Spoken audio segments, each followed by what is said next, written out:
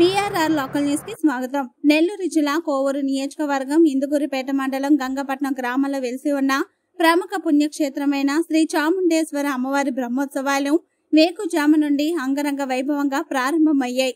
మొదటి రోజు కంకణ ధారణ, ధ్వజ ఆరోహణ, త్రిశూలేశ్వర స్వామి సమేత శ్రీ చాముండేశ్వర అమ్మవారి ఊరేగింపు, కోడి ముద్దల పంపిణీ కార్యక్రమం నిర్వహించారు. ఈ కార్యక్రమంలో గ్రామస్తులు పాల్గొన్నారు. తర్వాత కార్యక్రమం ఈ రోజు సాయంకాలం 8 గంటలకు గ్రామస్తులు ఉభయకర్తలుగా గ్రామోత్సవాల అమ్మవారి ఊరేగింపు కార్యక్రమం జరుగుతుంది.